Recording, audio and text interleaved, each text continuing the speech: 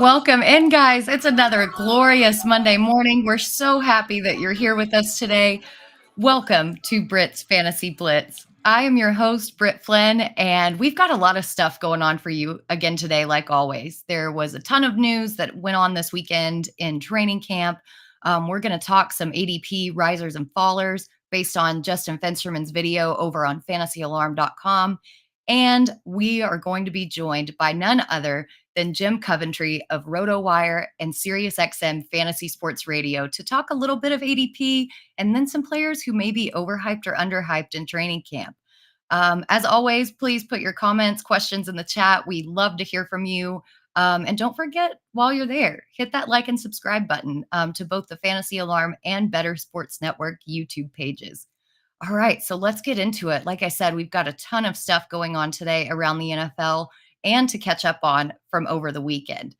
So the big news is that the Vikings tight end TJ Hawkinson hasn't been practicing, and it's unclear whether or not it's due to some undisclosed injury or whether or not he's kind of in a hold-in situation.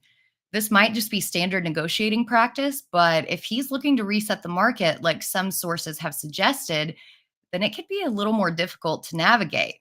With Hawkinson currently going as the tight end 3 overall, this could be a real big blow to your fantasy teams if this situation blows up. So we'll have to make sure to keep a real big eye on that. In other news, Kareem Hunt is also making a free agent visit to the New Orleans Saints. Last week, we got news of Alvin Kamara's suspension for 3 games. And yesterday in practice, they lost their backup, Benjamin, due to a ruptured Achilles, currently leaving them with only Jamal Williams and rookie Kendre Miller. I'm not completely on board with Kareem Hunt being this guy. I think he might be a little bit pre-washed. But if the Saints want to use him in that pass catching role, like they're intending to use Kamara in, he could be a valuable addition to the Saints team. And better boss, Kendre Miller, going to ball. I would tend to agree with that.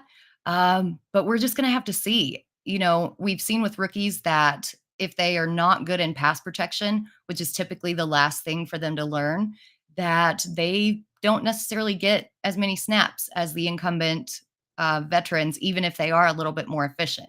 Pass protection is a real big deal in the NFL in real life football. So that might be the only obstacle for him.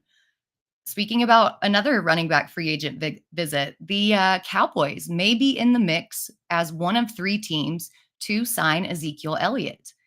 Bringing back Elliott could alleviate a lot of the concerns about Tony Pollard's durability and workload, as he's never seen more than 200 carries in a season.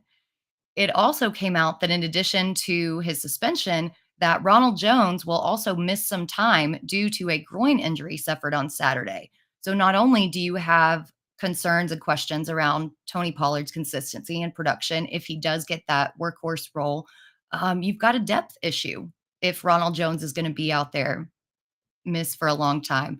Michael, as a Cowboys fan, I don't want Zeke back. Look, Zeke's not going to eat into Tony Pollard's real workload. He's going to be a short yardage back. He's going to be a between the tackles kind of plotter dude.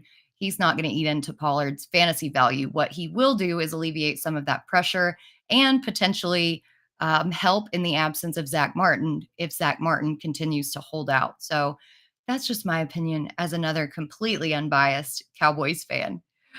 So Corey Davis of the New York Jets could wind up a cap casualty at the end of preseason. The Jets head coach Robert Saleh said Davis would remain with the team through 2023, but undrafted free agent Jason Brownlee is making a real big case for himself on this roster. If the Jets did decide to cut Davis, they could save $10.5 million in cap space. So what is it? Is he going to remain on the team? Are they stirring up some drama ahead of the Hard Knocks premiere tomorrow? Or is this real news? We'll just have to tune in and wait to find out. I don't think that it's bad marketing, though, for Hard Knocks coming out tomorrow night. So Carson Wentz, in very puzzling news, posted a photo of himself working out over the weekend, but he was dressed in uniforms from the 3 different teams he's been on. Not only was it a horrible look to all of our eyeballs, It's not exactly a glowing endorsement when you can't make it on the Colts or the Commanders. Um, we've all seen that when an injury happens, that NFL teams kind of go after anybody who is breathing. So it'll be interesting to see if something does happen, if Wentz can get re-signed to a team. But yeah, this look was just comical. All right, switching over to some training camp news from the weekend, which there is a ton of, and we can all overreact to it. And that's my favorite part of training camp. Bringing the Cowboys back up, their kicking game has not started off on the right foot. Excuse the pun. Tristan Vizcaino missed 4 straight attempts this weekend, and he was actually released this morning, leaving incoming challenger Brandon Aubrey. But he wasn't much better over the weekend. He went 5 of 7, which sounds okay, but it should be noted that he struggled in the end of game scenarios. Dallas has dealt with special team struggles in the past, and if they don't get this corrected, it could be another really long season for Dallas. Um, the Ravens may be gung ho about implementing Todd Monken's air raid offense, but if Sunday was any indication, they've got a lot of work to do. Lamar Jackson was picked off 4 times in practice Saturday, many of which came in 3rd and long situations. So it does seem like they're having a little bit of trouble moving the ball downfield. Baltimore is expected to take a step forward offensively this year, but if these inaccuracies plague them early on, you kind of wonder if Jackson is going to go back to his bread and butter, which is running the ball and making moves with his legs. So that's definitely something we need to watch. Um, one of the preseason games that actually does have some bearing on the season outlook. Another offense that's been struggling in training camp is the Raiders, specifically Jimmy Garoppolo. They have not been able to find any rhythm in their offense. On Saturday, Garoppolo went 1 of 7 in a series with 3 dropped picks on the drive. And on the day, he had 3 picks, in addition to his 4 picks he had on Friday. Vegas has one of the worst rated secondaries in the league. So it's really going to be interesting to see if Garoppolo can get it together, how this affects Devontae Adams. And we're actually going to discuss that with our guest, Jim Coventry, later on. So that will be something to monitor. In New Orleans, we mentioned it a little bit with the visit of Kareem Hunt, but the injuries are really starting to pile up in New Orleans. Both Rashid Shaheed and Traquan Smith went down Saturday with groin injuries. Backup running back Eno Benjamin went out for the season with a ruptured Achilles. And that's just not a lot of depth in either room, especially when you factor in Kamara's suspension and the questionable health of Michael Thomas. We've heard over 2 years now that he's ready to play, that he's fully healthy, and he just hasn't been able to get back out there. So, what is he going to be able to accomplish when actual gameplay starts? Back to some more quarterback news. Kyle Trask continues to impress at Bucks training camp. He's showing big playability as well as checking off wins in the ball security column. He and Baker Mayfield are currently alternating first team reps at camp.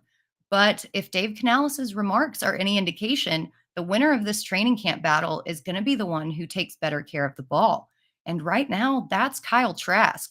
I think that if he ends up with the starting job outside of Baker Mayfield, that we're going to see a little bit more Mike Evans than we have initially predicted. So he could become a value if Trask ends up starting. Again, another really important situation to monitor there.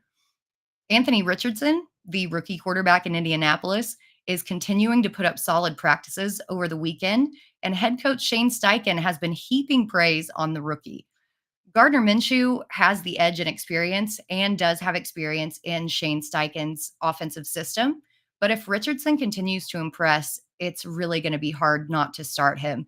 This guy is an athletic freak. He set records in basically every metric at the combine. And in addition to that, he's put on weight up to 255 pounds and 6'4". For some context as to just how big that is, Derrick Henry is 6'3" and like 240.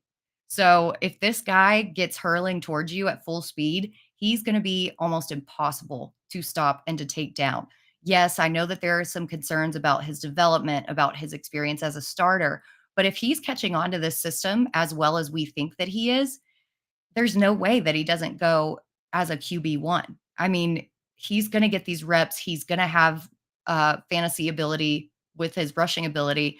Really looking forward to seeing him on the field. Another rookie that we're looking forward to seeing on the field is CJ Stroud. And he was named the starter in this week's preseason game against the New England Patriots. This should provide the clarity that we need as to how the training camp battle is going between him and Davis Mills, because we don't want to start these guys later on when we're just dealing with depth chart battles. We're going to start our guys who are starting, give them a little taste of the action, and then let them sit for the rest of the season. So the fact that Stroud is starting over Mills is a huge indication that he's going to be the team starter going into week 1. Speaking of some more clarity, we're also beginning to get some clarity in the Lions' backfield split. In an interview Saturday, head coach Dan Campbell name dropped a highly productive duo by the name of Alvin Kamara and Mark Ingram when hinting at how the running back load would be split. In some support of this, Jahmyr Gibbs was actually seen working with the receivers over the weekend instead of the running backs. And with the lack of depth in the wide receiver room, he should be in for a hefty number of targets. Don't go sue me, hefty garbage bags. All right, just some quick injury news real quick. It's been a rough week or two for the Seahawks running back room. Kenny McIntosh, the rookie out of Georgia, suffered a knee sprain over the weekend that's going to keep him out for a couple of weeks. Depending on if Kenny Walker returns or when his timetable for return is, that could be a big blow, and they could be looking for some veteran running back depth.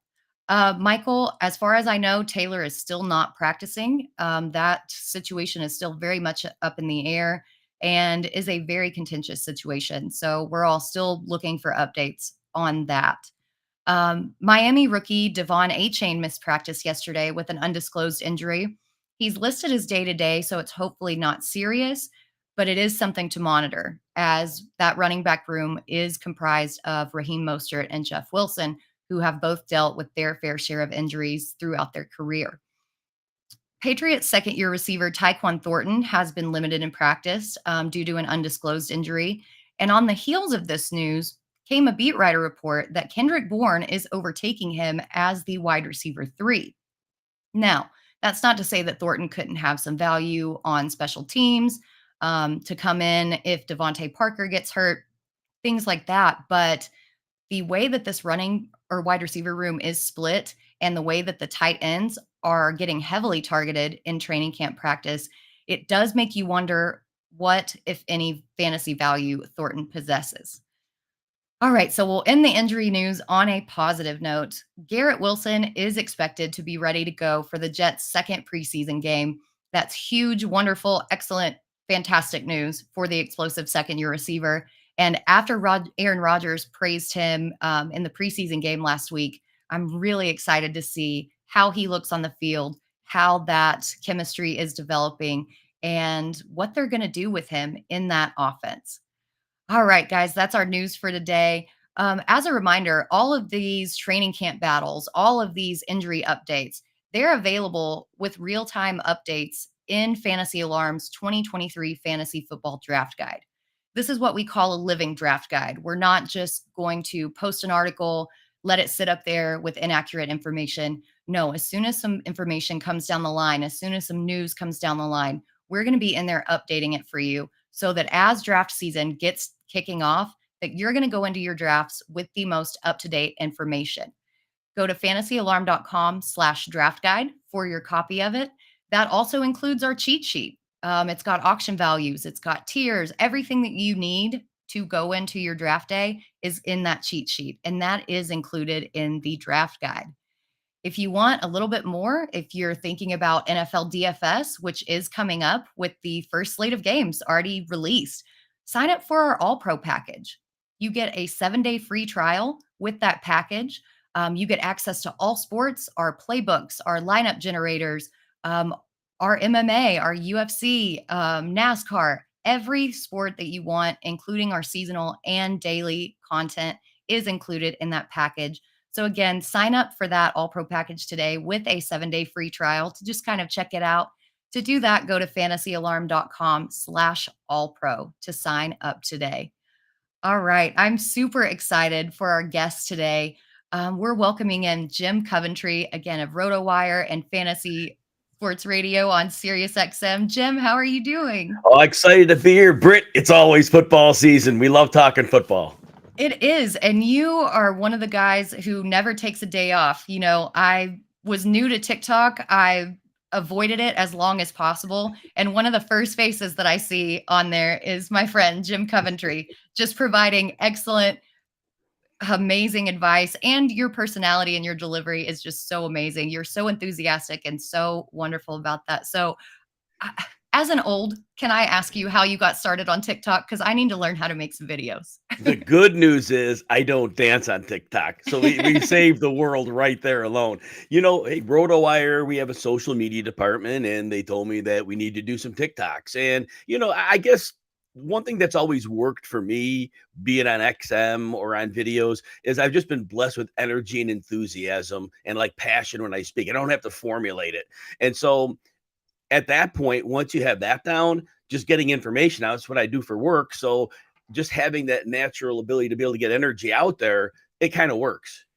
I agree completely. I very much enjoy your videos. I loved seeing the videos of you from the Scott Fish Bowl live draft. Was that the one in Chicago? Yes. Am I correct? Okay. It was tough to go to that. I really wanted to go. I had an XM show that day, and my no. co-host was giving me grief. Like, dude, you're calling off. I don't want to call off, but there's so many people I want to meet. I was glad I went to the Scott Fish Bowl. It was like priceless, but man, missing the show, that's tough. You're like just weighing on both hands. You're like, which one do I do? Which one do I do? But you did get some excellent content on there. Very much enjoyed. And speaking of new content, you've got a new show on YouTube, the Rotowire Fantasy Football Live Show. It's Monday through Friday, 11 a.m. Is that correct? Yeah, it's a blast. It's 11 a.m. Rotowire YouTube. During the preseason, I take Thursdays and Fridays off. During the regular season, we'll switch 2 different days. I do go on the weekends because I have to work XM anyway, so I'm on the clock those days. But this weekend is going to be dark because I think most fantasy football crazies like us are going to be in Canton, so there'll be no show. But yes, 11 a.m. Eastern. The replay's always available. Yes, Canton and the Expo. Super excited to be there. I'm sad that I don't get to draft with you again in the Kings Classic because that experience was so incredibly fun for me. I had never done an auction draft before, and getting thrown to the wolves almost with like you guys.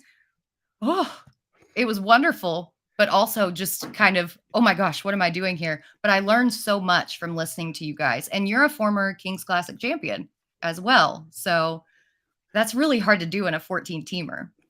The beauty of the Kings Classic, it's 14 teams. So whenever you want to add competition to a league, first you add more teams. But then the second tier of that is adding a lot more starting positions. So the only reason we didn't do Superflex is right now we think the audience wants to hear about one quarterback leagues. There's a big move towards Superflex, but the majority is still single. But other than that, we added 3 flexes to go with 3 receivers and 2 running backs. And then 4 IR spots. If your player misses 1 game, you can use an IR spot. So after week 3, if you're looking on the waiver wire, page 2, literally, you'll find Todd Gurley. He's been out of the league for 3 years. That's a competition league. And so, yeah, that's why I love the Kings Classic. Oh, yeah. I was dumpster diving because I went in with the strategy of studs and duds. I was like, okay, I don't have enough experience to kind of deal with the nuances of pricing. So I'm just going to go studs and duds. And it worked out for me, but oh my gosh, I was lucky a couple of those weeks, hitting on Matt Collins when he had his 30-point game, like hitting on Richie James, just some random things that I'm like, ooh, we'll see if this works. And I was very lucky because those waiver wires, oh, they were rough. They were so rough, but I'm looking forward to seeing what you can put together again this season. But let's get into some of your articles. Speaking about ADP, speaking about studs, you've got an article over at rotowire.com talking about the ADP comparisons of Nick Chubb, Devontae Adams, and Tony Pollard. So I want to start out today with Nick Chubb, who is personally one of my favorites. Absolutely love him. And he has gained a lot of steam on some platforms during camp and after what we saw in the Hall of Fame game with all of those running back screens and checkdowns. but he's still going in the early to mid second round in the NFC and FFPC platforms. So, as good as he is, he's never finished better than RB6 in PPR leagues. But this year, his aggregate ADP is RB4. So, do you feel comfortable taking him this high? Do you think he takes that next step up with Kareem Hunt gone? So, Britt, before I answer, I want to point out something because a lot of the audience needs to know this. A lot of people are going to watch preseason games and they're going to watch like seeing targets going to running backs. I have the terrible, terrible, awful job of projecting every preseason player for every preseason game. And I had to research back multiple years. In my research, what I saw, the majority of teams throw an exponentially high rate of screens to running backs. It's like they want to just get the ball out of the quarterback's hand. So the receiver targets are low, the tight end targets are low, but the running back targets are through the roof. So I do want to encourage audiences to be careful with targets to running backs in the preseason. If I didn't have that terrible job, I would have never known that. I just learned this. But you are onto it, Nick Chubb, though. And I do want to mention I will take him as my running back 3. I have taken him at the turn. So I'm very comfortable taking him there. And I know we're going to have a lot more questions about him, but that's the jumping off point. I definitely will take him there. Yeah, I think that his upside is just I think he's better than Derrick Henry in terms of pure rushing. I've always loved him. I don't feel like he gets the respect that he deserves in fantasy leagues and in real life NFL, to be quite honest. I mean, this guy is just so good. And part of that is because he's been knocked in the past for his lack of passing work. Do you think that the departure of Kareem Hunt opens the door for more passing work? And if he can make a run at the overall RB1 spot with that? So great set of questions, Britt. So first of all, he did have a season in 2019 with Kareem Hunt where he caught 36 passes. That's a good number, right? So 49 targets as well. So he has a history of being able to do that. And last year, 27 catches, not bad. But you're right. Kareem Hunt is gone. There is no real backup. Jerome Ford is there, but I don't think anybody thinks Jerome Ford is the threat to receiving work that Kareem Hunt was. Now, it's funny, Britt, because in the news, offensive court or running backs coach Stump Mitchell says, well, yeah, he's probably going to be our third down back, meaning Nick Chubb. Kevin Stefanski says, I don't know who our third down back is. Oh, thank you. Really appreciate it. But look, he has to be on the field more. And here's why I like his receiving potential. Think about this, Britt. For years, Cleveland's running game was the only thing that defense is worried about. They loaded the box as much as possible. So even if you dumped the ball to the running back, there wasn't a lot of room to go afterwards. I expect a complete change of the Cleveland offense. I say this over and over again. Deshaun Watson, in my opinion, did not get back to the speed of the game last year after 2 years away. It's already back in practice. He said he's not thinking, and that's you can't think when you're on an NFL field. You react. It's already back. I believe they're going to run a 3-receiver base. First of all, that's going to force defenses to play the pass. You have to respect a full-strength Deshaun Watson. At that point, they still have a top 6 offensive line. Now, you're going to tell me that Nick Chubb, who you astutely mentioned, is the best pure runner in the NFL, 96 percentile yards after contact. As a receiver, if he catches the ball. Now, he has less bodies in front of him. He's going to steamroll people. In the running game, he's going to see lighter boxes. He doesn't even need to have 350 touches. I could see him go to 6 yards a carry this season and on his catches do a lot of damage. Yes, he can be the RB1 this year, Britt. That makes me so happy for all of my Dynasty Nick Chubb shares. And Tommy brought in a very good point in the chat that is great info for preseason DFS. Because with DFS, especially with preseason, we're like, who's going to play? Who's going to get the snaps? Those running backs getting all that receiving work, that's a little sneaky nugget of info that you dropped on us, Jim. I really and like I said that. I learned it the very, very hard way. I was trudging through game logs for 3 years, just doing a week at a time, like preseason week 1, then preseason. Oh my gosh, nobody wants to do that work. The most like tedious situation ever in your spreadsheets and all of that. Yeah. All right. So I'm going to put some urine in the Cheerios here. Do you have workload concerns for Chubb? Because he is 27 years old. He'll turn 28 before the end of the season. And we kind of did see a bit of decline in his yards per carry average last year from the 2 previous seasons. Now, you made a good point. That could be due to Deshaun Watson not being up to game speed, but what's your take on the age? Yeah, so he's still going to turn 28 in near the end of the season. So he's still 27. From an age concern, we're not really worried quite about that yet. And you did bring this up. And it's funny, declining yards per carry, Britt, right? 5.0. Oh, yeah, right. Wouldn't we all love to be worse and still be better than everybody? But and I know you were kidding about that too, but he did decline in that number. But the reason why, again, we mentioned this earlier, defenses, first of all, they were not worried about Jacoby Brissett. Even though he played well, defenses were never going to say, all right, we're worried about. They said beat us Brissett, and they could live with that. So Chubb had to deal with that. And the line, their offensive line used to be like a top 1 or 2. It's more like a top 6 line, and there's a difference there. It's still very good, but it's not this elite line. And also, when they got rid of Austin Hooper a couple of years ago, Harrison Bryant never worked out as a blocker for them. So when they would try to run their 2 tight end sets, they were expecting high level blocking out of him, and they never got it. So they really struggled with that. And then again, with defenses really overselling, they weren't even worried about play action. And last year, when the Browns spread the field with 3 receivers, normally defenses go into pass mode. They didn't.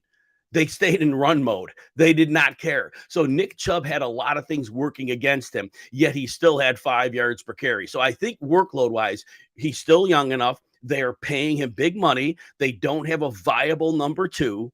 And I believe he's going to take less of a beating because, I repeat, I fully expect them to run a base of 3 receiver sets. So that means one smaller body on the field for Chubb to destroy. I love that so much. And the next question, you've already covered this. I was going to ask if, are you concerned about his production with Watson? You've covered that. We know the defenses are going to be more spread out. We already know. So let's move on to Davante Adams. This is a guy for me, particularly, he's been very polarizing this offseason. I don't know whether to buy the dip on him because he is such an elite talent or stay away from him completely. And it seems more often than not that I've ended up staying away from him completely. So what is your ideal draft spot if you're looking to draft Davante Adams? It's literally pick 15. Literally. Once it hits pick 15, the players I have ahead of him, that is where I'll take him. Now, if a player earlier on my board slips, like if I'm picking a little after that and Nick Chubb fell past that, fine. But pick 15 is where I'll look at him. And Britt, I get it. It's very difficult to click draft on Davante Adams at that point because, look, we're human beings. We could see talent. We could see numbers, but we also had this emotional idea of what his situation is. He's not happy. He's a disgruntled employee. But you know what, Britt? And I've been saying this even since Jerry Rice was around. Give me that receiver who complains and demands the ball. Give me that guy. Because you know what? If you're good enough, you're going to get the ball. And I believe that Davante Adams being unhappy, they're going to feed him. Who else are going to give the ball to, right? Jacoby Myers, not so much. Darren Waller's gone. And, Hunter Renfro's maybe on the trade block. So realistically, Adams had, I don't remember the target number. I want to say it was 180, but it may not have been last year. It was 182. But it was crazy. 182 targets. And he only caught 100 only. But the fact that you're going to get fed that much, they don't have an option. And in terms of the quarterback, yeah, Jimmy Garoppolo's not very good, but no matter who the quarterback is, we've seen superstar X receivers. We've seen them dominate even with bad quarterback. Like the superstars will get the ball, volume will win, they will get it done. Defenses can only do so much to take them away, but these Hall of Fame talent type guys, they have a way to win every time. I mean, think about this, Britt. What's the worst season if Adams is healthy, could have 1150 and 7 touchdowns? That's got to be a low floor for him, right? Yeah, I think you're right there. Again, that emotional attachment, I think, is what's getting me. And then the training camp hype or lack thereof over the weekend. Jimmy Garoppolo has had a horrible weekend. In one series, he went 1 of 7 with 3 dropped picks. Like Michael asks in the chat or says in the chat, Jimmy G can't throw more than 20 feet. Does that make you worry a little bit about Adams' production? just getting him the ball and people not respecting the pass and or run, which we'll get to next. I'll answer this backwards. I'll go with the end first. So the thing with Jimmy Garoppolo is when you think about it, he played and succeeded mostly in Kyle Shanahan's offense. There were usually either two running backs or two tight ends on the field. So they always had heavy personnel, but there was always a receiver schemed immediately in the space leading toward yards after the catch. So as I believe Mike in the chat said, literally, if you throw the ball a few yards and it's on target, it's a 15-yard gain. Whether it was Debo or Ayuk or Kittle, that yardage after the catch was incredible. And so now he goes to the Raiders, who they got rid of Darren Waller. They got rid of Foster Moreau. So guess what their offense is going to be? It's going to be a 3-receiver set. Jimmy Garoppolo is not going to have that extra tight end or running back on the field. So now he's going to have to be against defense. Remember this too, Britt, when those defenses in San Francisco, they had to play run first. That was a run-based team. The throws are coming off. Now he's going to face defenses that are going to look for the pass. So that doesn't look good. I will speak, though, to the training camp stuff you talked about. That one, he may still stink. But here's why I give him a pass in the training camp. We often hear about quarterbacks throwing interceptions at practice, especially either rookies or new quarterbacks on new teams. And the thing is, beat writers are seeing cause for alarm and they're just screaming this out. But what happens in NFL camps is this. When you're learning an offense you're new to, you're trying to get on the same page with your receivers. Quarterbacks are encouraged to take risks. They want you to test things out. Maybe you learn something that the play can expand if you do something different. So they take these chances they would never take in a game. And then the other thing is they're working on a package of plays. The defense knows what the play is. And so if a young hotshot wants to make his name, he jumps the route because he knows what the route is. So, and maybe Jimmy G just does stink. That's possible too. But the preseason interceptions in practice, that one I always try to give a pass on. But you're right. It's still nerve-wracking because Jimmy G is not in a system that's going to be best for him. Yeah, I'm still so on the fence, and you're just making it worse, Jim, because you're giving up so much good information about why we should be on Adams. But that schedule up against the AFC East and their secondary, and the rest of the AFC West hasn't been bad either. I really look forward to seeing some actual preseason games and seeing what Jimmy G looks like on a real game situation, because you're right. And you made such a good point that this hype has probably gotten out of control because people are just seeing things and they're not putting thoughts behind why they're seeing what they're seeing. So always great points. Gosh, Jim, you're making this so hard for me. Now I'm just going to go roll some dice after this. Yes. So one last question about Adams.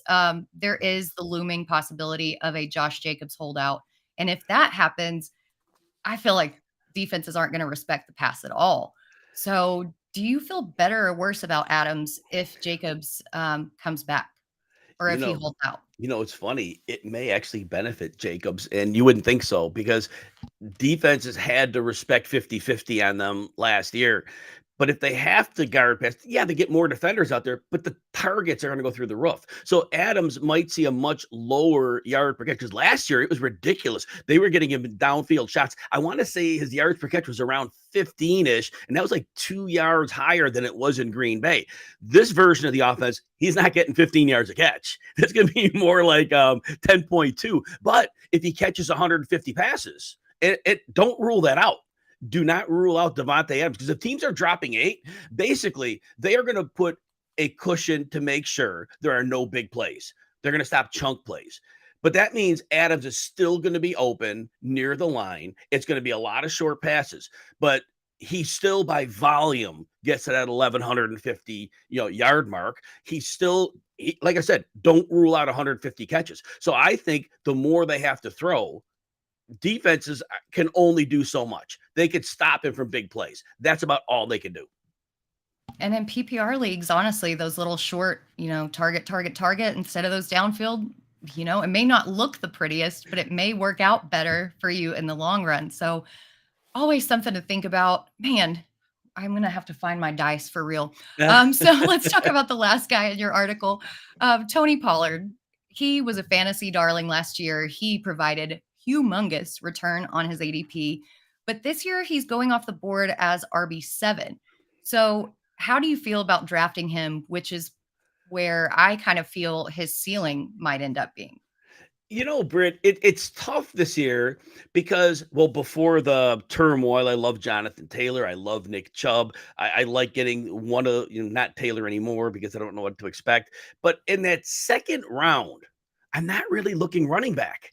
I see all these pitfalls with many of them, not Pollard so much, but there's receivers I like in that group. And I want to pound the wide receiver draft board there. So that's the reason I'm not getting Pollard. But outside of that, I may miss out on a special season by passing on him because he has to get volume, right? I mean, who's there? And Dallas they haven't shown us organizationally that they are trying to actively bring somebody in. They would have tried to, like the Patriots have brought in bodies. They brought in James Robinson and signed him and dumped him. They brought in Darrell Henderson and Zeke, and they brought in Dalvin Cook. Nothing in Dallas. Oh yeah, Ronald Jones, great. That's useless. So yeah, he could have a real special season, but his weight is good. All right, he's 209, but he's 6 foot, so his BMI isn't great. So that's where I'm caught up, Britt. If they give him this massive workload, the weight sounds good, but backs can lose explosiveness if you're taking between the tackles hits far too often. So I'm conflicted. The talent is unquestionable, but I could see him wearing down. Yeah, that's 100% my concern as both a fantasy manager and a Cowboys fan, because he's looked so good running outside and kind of doing these explosive moves. But if he's forced to go in on those short yardage situations, I'm a little bit worried about his durability, especially coming off that broken ankle. So this is where the next question comes in, and you're perfect in this segue. Pollard has never had more than 200 carries in a season in his career, and he is coming off that ankle injury. So what are your workload concerns for him, especially since they want to run the ball more, apparently? So, Britt, the tough part of this question is he didn't get work because Zeke Elliott was there, right? So we're stuck there because if Zeke wasn't there, or if Zeke, let's say he fell off the cliff earlier, would Pollard have gotten more work earlier? And that's like the chicken and egg question. And that's one we really don't know.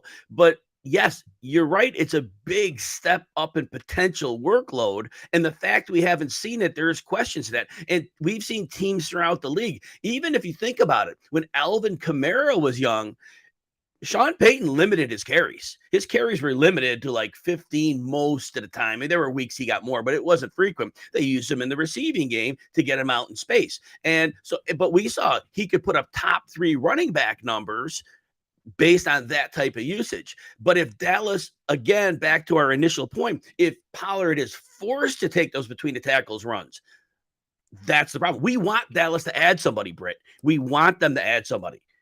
Somebody of value, a hammerback, because if they add that, I'm actually higher on Pollard because they will have to manage his workload. Yeah, and they came out this morning and said that the Cowboys are in the mix with one of 3 teams to bring back Ezekiel Elliott. And I, for one, would personally love that. I think you put him in, it might kind of take away from Pollard's touchdown equity or his ceiling a little bit, but the return that you would get on just the wear and tear over the course of the season would be so much more beneficial. And I'm totally in agreement. So just to close out this section, I'm curious if you have your pick of one of these, well, you get to pick one of these 3 guys. Who is highest on your list? Yeah, and as I answer this, Britt, I do a series, these ADP battles. Take 3 players that are closely aligned. So every week I go the pluses, the minuses, and who to take. I am crazy high on Nick Chubb. I have to think I dragged a number of people with me because I have been so heavy on him for like 2.5 months now.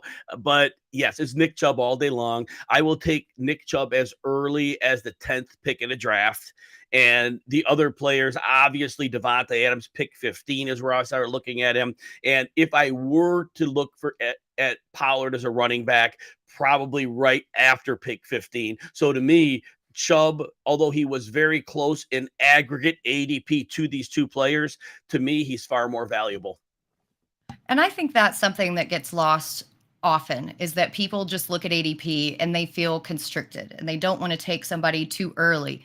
But for a guy like Chubb, who's probably going to have this boost in receiving work from what we've seen in the past, that's when you have to deviate from ADP. And that's why series like yours are so important and give us all of this information. Mike just followed your TikTok. You have a new fan, new supporter. Thank you, Mike. We love that, Michael. Thank you so much. All right. So before I get you out of here and let you go on with your day, because I know you're super busy, let's just talk a little bit about training camp hype. We've touched on it a little bit. This is our favorite time of the year because football is finally coming back. But we're very excited to see how all of these players we've been speculating about actually look. And we definitely want that confirmation bias to see that who we said is going to be good actually looks good. But the hype can get out of control a little bit. So in training camp, how do you personally temper all of the excitement and overreaction that's going on around the league?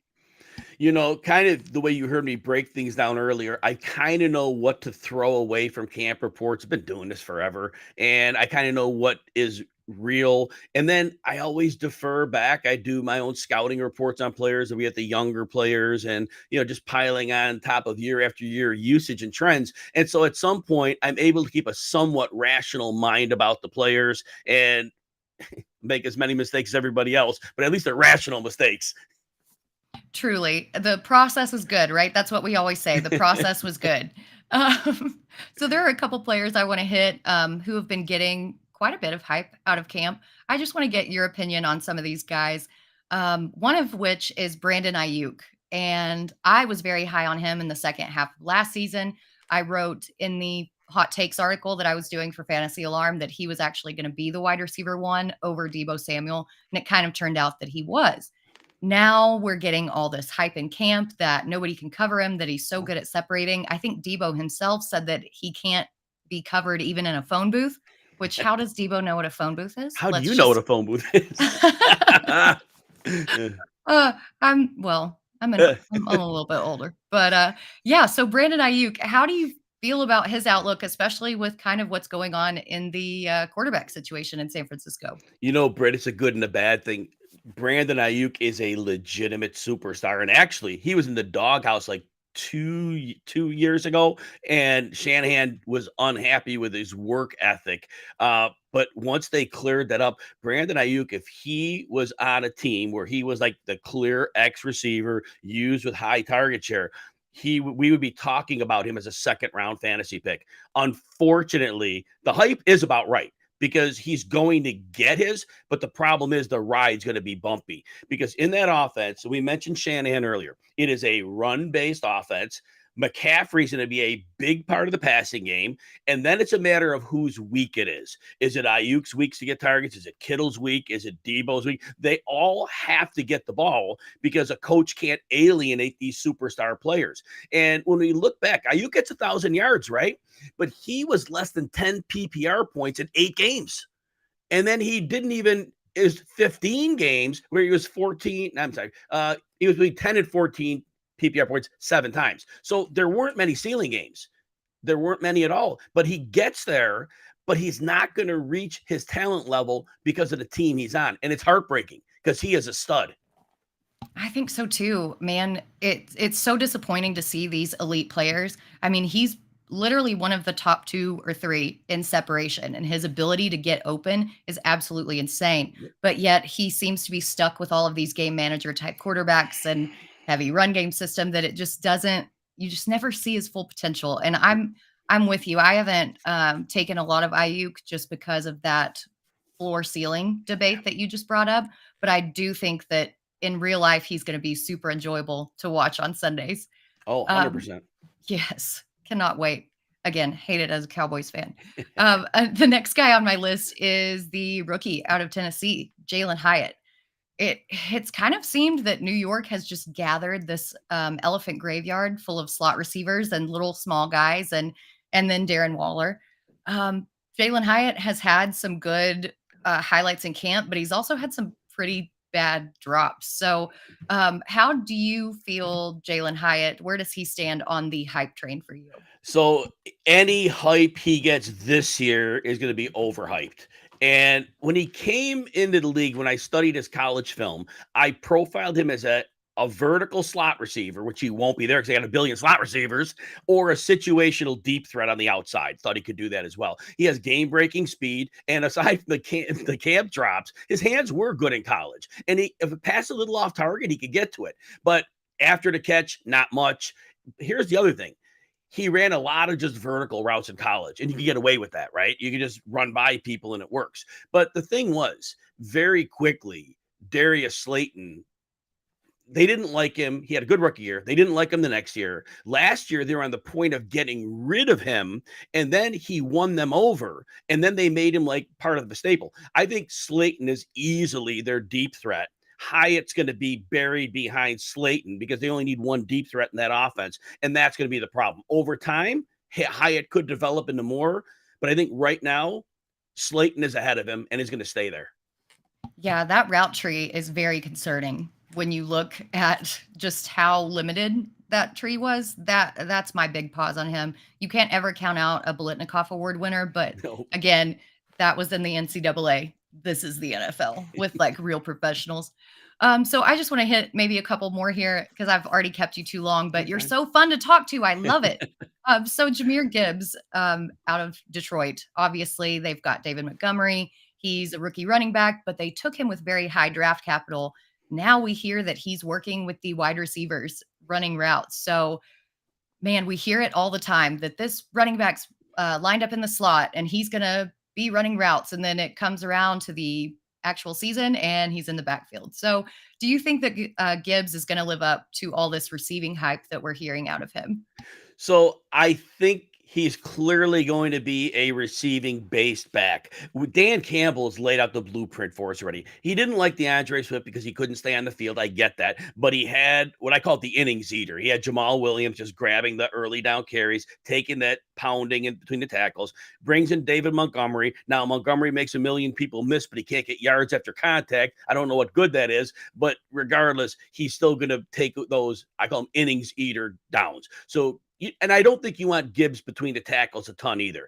He is 199, but he didn't have the look of a decisive inside runner in college. He wasn't a strong runner. His game is vision, explosiveness, dynamism. That's his game. So they want to get him in, like you said, they want to get him in the slot. But here's the point. Who's their slot receiver? Amon-Ra St. Brown. So, and they're talking about moving him to the outside. Yeah, same thing. Yeah, talk about it. At the end of the day, you're not going to move him to the outside. And I know people cite his win rate on the outside. He's a slot receiver. And if he's going to get his 140 targets, and now you're talking Sam Laporta maybe being a thing in the middle of the field, how many middle of the field targets are there? Now, Gibbs is still going to get his. He's going, whether it's screens, whether it's some design passes. I just worry in a part of the field where St. Brown lives and maybe Laporta chips away at a little bit. Gibbs, based on fantasymojo.com ADP, the last 3 days, he's going as the running back 10. I can't draft him as a running back 10.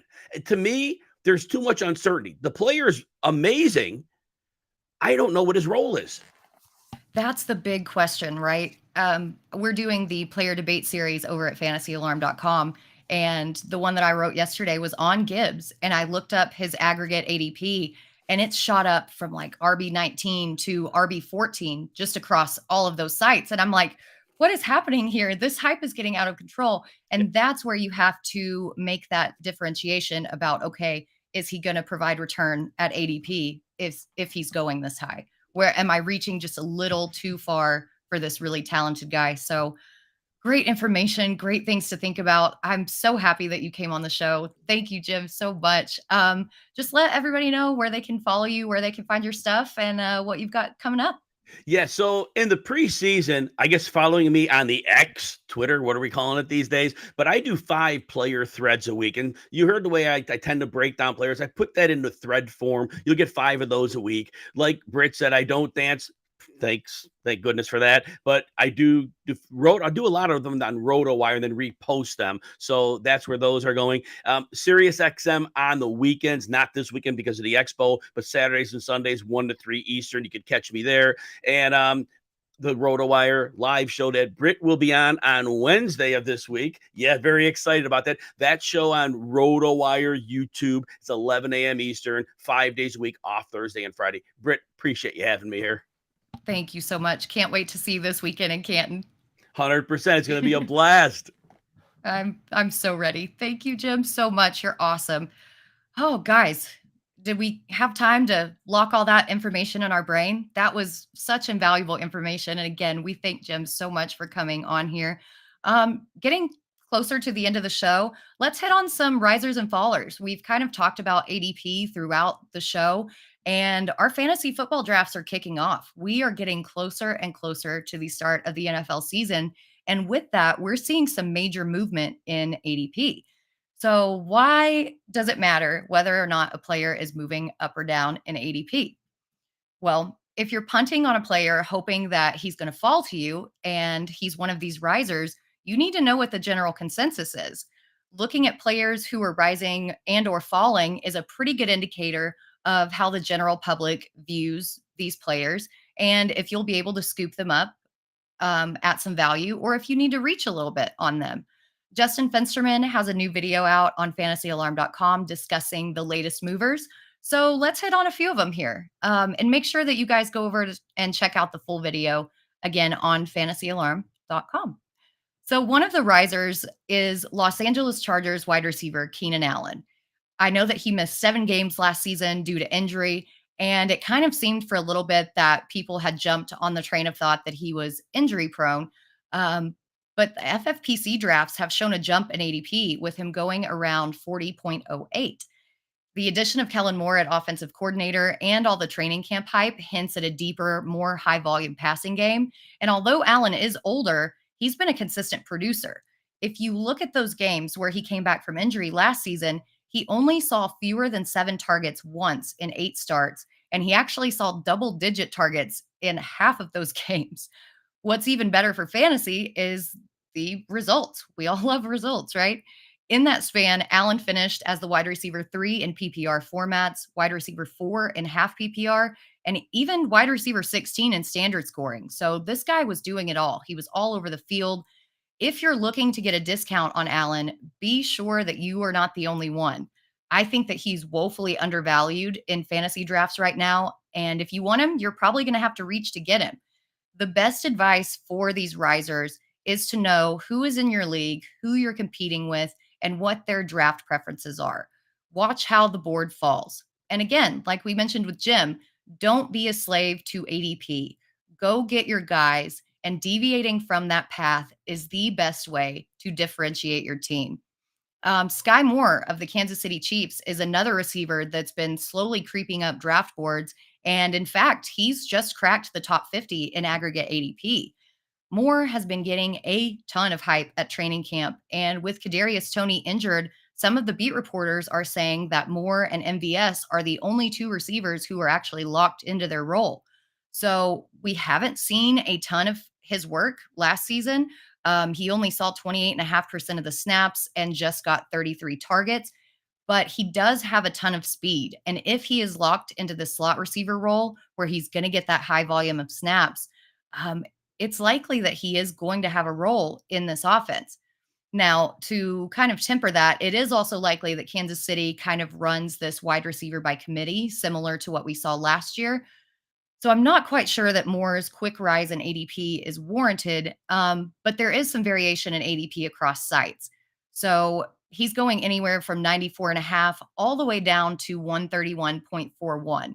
So while he is going to have a prominence role in this offense, or very well could, I won't say he will, I'm a little more wary of these guys with such a wide range of outcomes, which is reflected in the ADP.